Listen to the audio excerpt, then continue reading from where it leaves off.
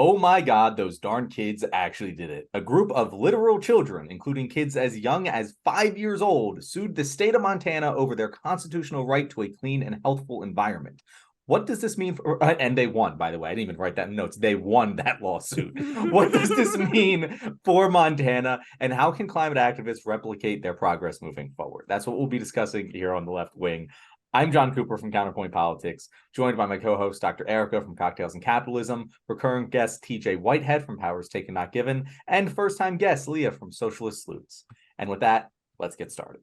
So we actually covered this trial when it was going on back in June. So if you were not watching that episode, you're a new listener, or you just want a refresher, this is kind of how it all started. It all started when the state of Montana passed the dubiously titled Montana Environmental Policy Act, which, among other things, prohibited the state from considering how its energy policy impacts climate change, and specifically banning considering greenhouse gas emissions when approving new energy projects.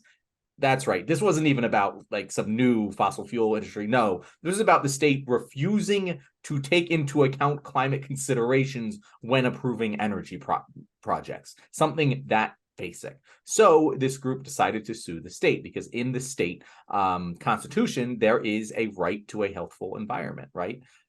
So basically, the attorneys for the state of Montana fought back against this lawsuit in many different ways, but their main argument was that Montana's contributions to the climate crisis are too small to make any meaningful contribution to that would actually impact the residents of Montana. So basically, they're using the classic, they can't expel everyone if we all skip class defense. But in her ruling, Judge Steele, who was very much for the climate activists, found that the state's greenhouse gas emissions are, quote, nationally and globally significant. She says, quote, Montana's greenhouse gas emissions cause and contribute to climate change and plaintiffs' injuries and reduce the opportunity to alleviate the plaintiff's injuries. While this is a huge victory, the fight is far from over. There are several other states with similar lawsuits pending, and there's even a lawsuit directed at the federal government. Of course, self-proclaimed climate-friendly President Joe Biden is fighting this lawsuit in court, with his DOJ proclaiming that there is no constitutional right to a stable environment. Erica, you were just talking about Maui and the devastating wildfires that happened there. This is more of a positive note. This is some progress is being made. A U.S. judge has acknowledged a right to having a clean environment. And what was very important in this lawsuit, that it's disproportionately impacting our young, that the young people are going to have to pay for the cost in a disproportionate way than the old people. I guess my question to this group is, should we, are these lawsuits going to be effective? Do we think that they're actually going to create change? Is this an avenue for fighting against the powers that be that are causing climate change? Or is this much ado about nothing, and are there better things that we should be doing? Yeah, so I hadn't heard about this until I think Desmond sent it to me, and I read it over, and I kept looking for the teeth in this ruling, and because what it says is they have to consider climate impact, which, look, hey, obviously it's better than saying you can't consider it. I mean, that's it's obviously a victory, but I mean, it's basically saying you have to think about it. And I was like, all right, well, they can just ignore it if they think about it. I don't know. I haven't looked too much into it. But what it reminded me of was last year when Biden came out with his announcement about marijuana legalization. And I remember watching that thing, and everyone was going apeshit and talking about how great this was. But I still remember everything he said. He said that marijuana is a Schedule 1 drug. It's classified as Schedule 1 drug, the same classification as heroin. That doesn't make any sense. For that reason, I'm asking the Director of Health and Human Services to initiate a process to review how marijuana is scheduled. I read that and said, that's bullshit. That doesn't mean anything at all. You're asking to initiate a process to review how. And by the way, you just said it's ridiculous that it's a Schedule 1 drug. So how long should it take? Everyone knows. Everyone knows marijuana is not as dangerous as heroin. it would take 1 day to come to those findings. That was 10 months ago and nothing. Like, of course, nothing's going to happen. So that was the vibe I got from this. And I don't want to shit on it like too much because I just found out about it today. Maybe there's more to it than I was aware of, but I hope it does do some good. And it is a positive because like what they were fighting was, absolutely nefarious, but I remain cautiously optimistic. TJ, Just all of the curious. the COVID do your own research people. That's the one subject I do encourage people to do their own research on, is the effects of marijuana. But Question: how many of y'all have read How to Blow Up a Pipeline? I've read most of it. I've not Officer, even I read have it. Love never Andreas read How Malm. to Blow Up a Pipeline. Great book. Because it's a phenomenal book. I highly recommend it to anyone who even remotely considers themselves to care about leftist politics, but more importantly, climate change, because that's what it's about. Highly recommend it. It was a pretty short read. If I say that it's a short read, it's a doable read. I struggle with reading, but the reason why I bring it up is because it the overall question seems to be, can we tear down the master's house with the master's tools, is basically the question. Like, can we work with the system to actually get some major wins for the disenfranchised, for the people that the system is purposefully disenfranchising? And I think that it's an interesting question because of the fact that when I saw the article about it, I was overjoyed. Like I think that most of us are so desperate for any amount of good hope that anything is like phenomenal news, because we're so used to not only just the status quo, but honestly going backwards, especially in recent years. And especially with how Trump has signed, what was it, more oil pipelines in the first few years of presidency than Trump did originally. I will never a day in my life ever.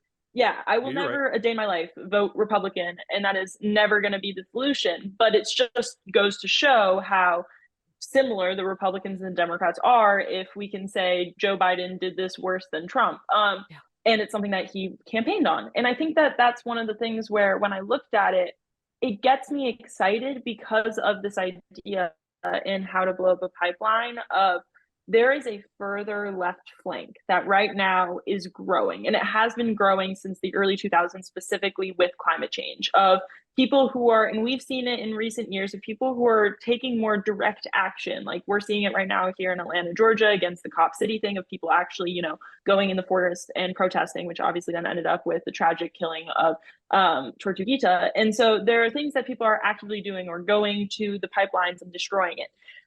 But those people will only be validated in necessity for taking further extreme measures if the more like institutional measures are falling short.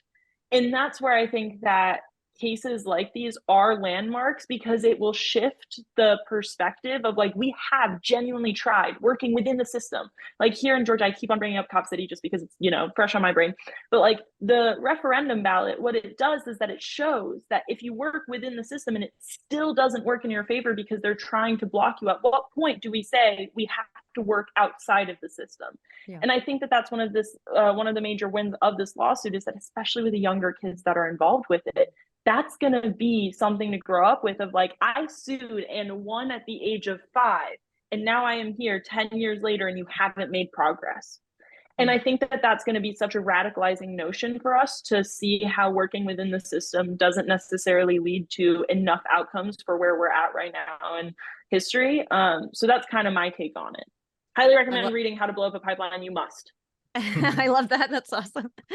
And what a good take. I mean, I really think that, it's hard to gauge whether or not this is going to have like direct positive impacts on is Montana going to clean up its act and, try to provide a healthful, clean environment for the youth?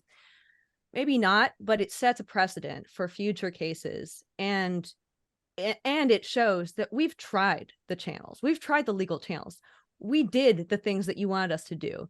And if those don't work, what are we supposed to do when our world is literally burning around us? Like our future is burning down before our eyes. And we're just supposed to sit here and accept that, or like, appealing to the powers that be didn't work, that I'm very, very grateful for, and I will be, doing what I can to shine light on the work that they're doing now and in the future. But yeah, I think that's a great take. You know, that maybe this is hopeless in its direct impacts, but the larger impacts of showing people that we did try and like, what do we do now? I think that's really, really important.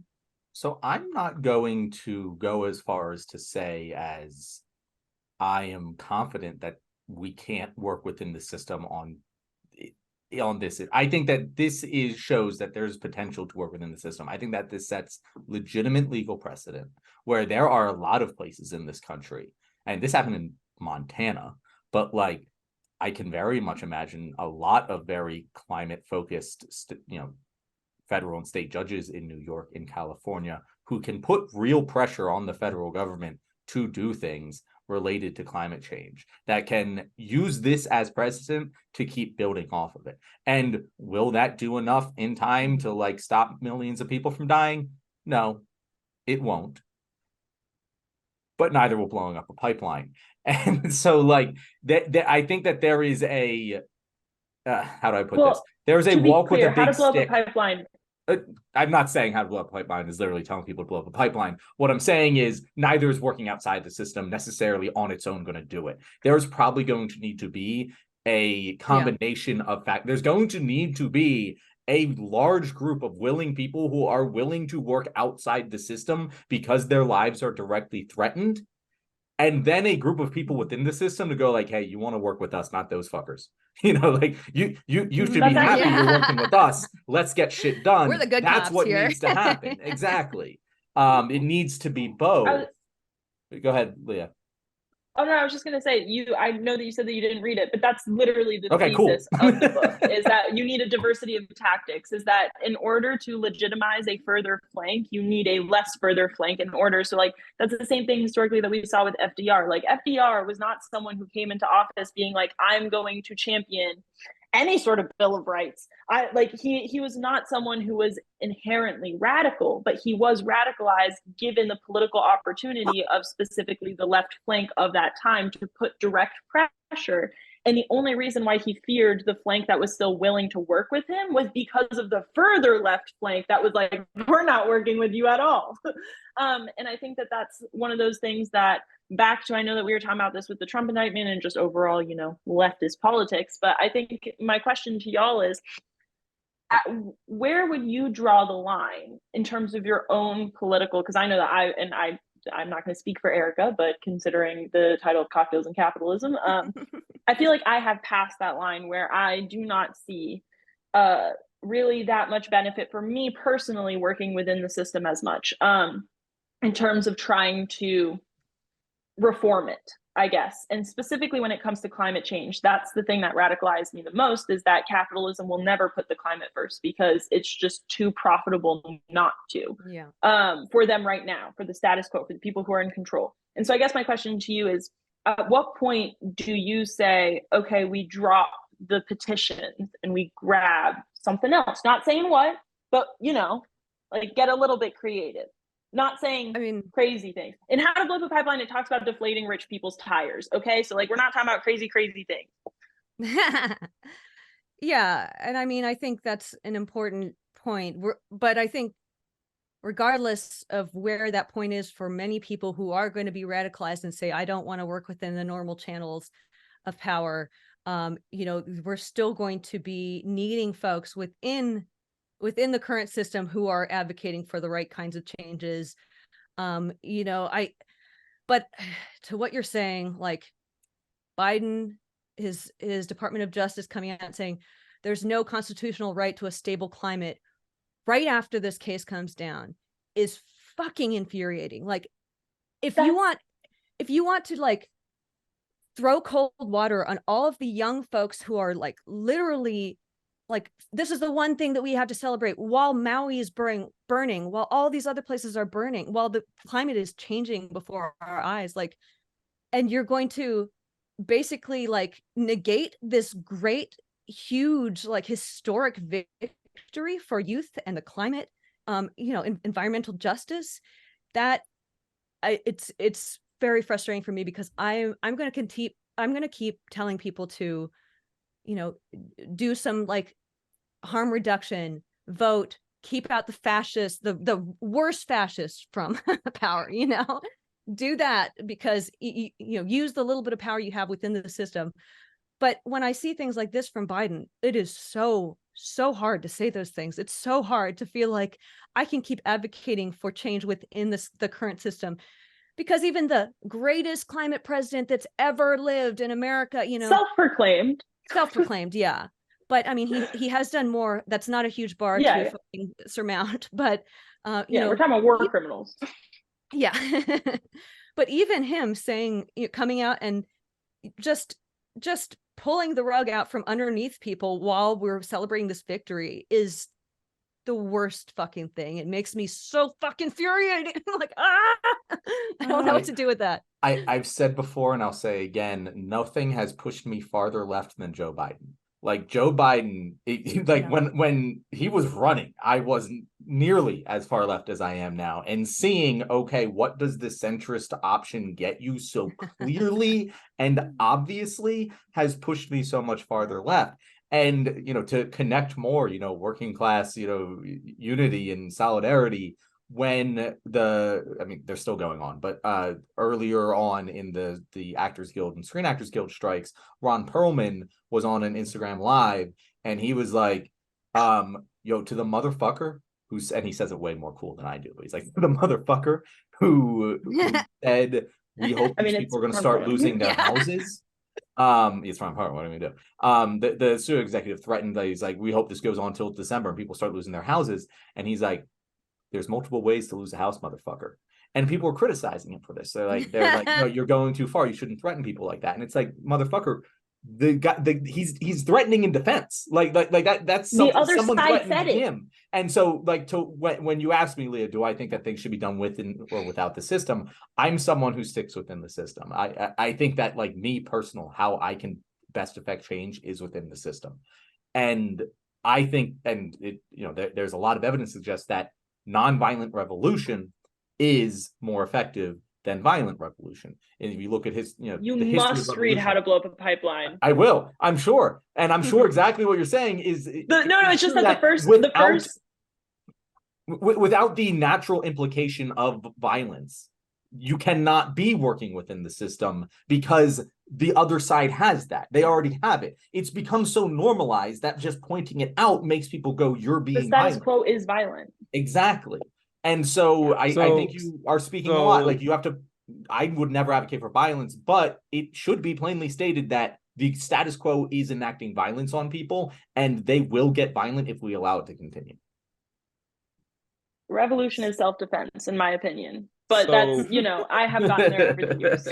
What I would say about this is, obviously, I would never advocate violence, but I do want to say that, like, my username is powers taken not given, specifically for this conversation, and it's that I first heard the term from Gloria Allred, and she didn't coin it. Apparently, it came from someone else, but that's when I first heard. Is that if someone gives you power, that person can also take it back. If you take the power, it's fucking yours. And now the threats, obviously no violence, but you're not going to get anything done unless your opposition is afraid of you.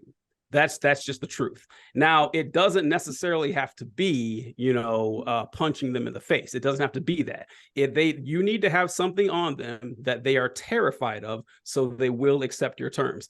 If they see you as weak and is not a threat, why would they bother working with you? I mean, they're just going to ignore you and roll all over you. But and as down as I was about this, I do think we have to feel bad for the, energy companies here, because they did suffer a loss. They did suffer a loss. They tried to get something done and they failed, and they would have gotten away with it if it weren't for those meddling kids. It's a real tragedy to see. But I am way more on Leah's side on this one, is that you don't necessarily, because listen, I don't want to get you guys in trouble by saying this shit. I don't want to get anybody in trouble. I was trying so hard.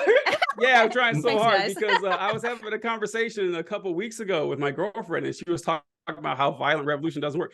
Yes, it does. Like it works all the time. I mean, the only reason the United States exists is because of violent revolution. The reason we got rid of slavery was not revolution, but it was violence. Like we beat the Nazis with violence. Yeah. Now there were, sometimes like peaceful ones work too, but it's inaccurate to say that the violent ones don't work. They work more often than the peaceful ones. And the peaceful ones that do work, there needs to be a threat that's large enough that they will capitulate to you. So in the civil rights movement, you had, Martin Luther King and Malcolm X and Medgar Evers, like people who openly stated socialist values.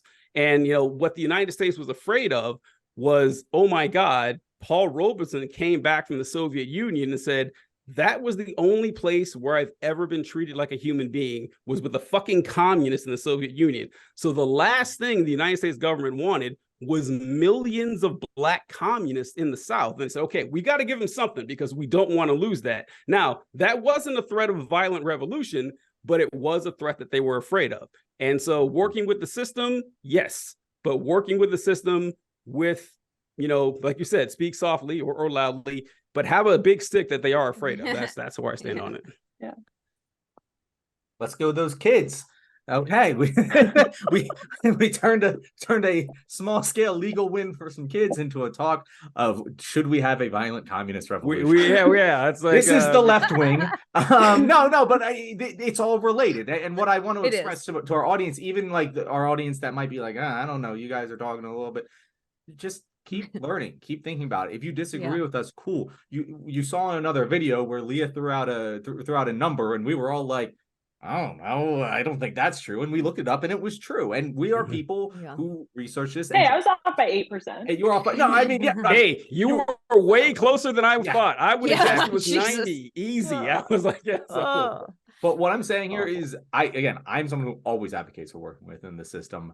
But what TJ's saying is also right, that the system doesn't work if there isn't a legitimate threat to, and it doesn't have to be violence, but a legitimate threat to the electoral chances of the people in power. There's many ways to take power, but the point is we need to take it. And we can all talk on the left about how we can take it, but the point is start trying to take it right now. Organize whatever your issue is, talk to people in your community, talk to people in your family about these issues. Like there's little tiny things that we can all do to talk and think about these things and organize these things. And the more we do it, whatever that is for you, and it doesn't have to be violence to be effective. It can be as simple as showing up to a parent-teacher conference, not a school board meeting, or voting in your local elections. I hope that you'd go to the parent-teacher conference. Yeah, just show up at a random parent-teacher conference. No, but like all of those things do affect change. And as long as you're doing everything you can to affect that change, that's what we're advocating for here. And that's the only way it's ever going to happen. Can I add one thing? Because I know that we're all kind of struggling to come up with examples of where violence isn't necessarily the threat, but I do just want to point out that one of the really good examples of that is the labor movement. The labor movement is not necessarily a threat of violence. It's not like these workers, when they're on strike, they go in and they break the factory. No, the threat is simply withholding labor, which hits where capitalists hurt the most, which is their pockets.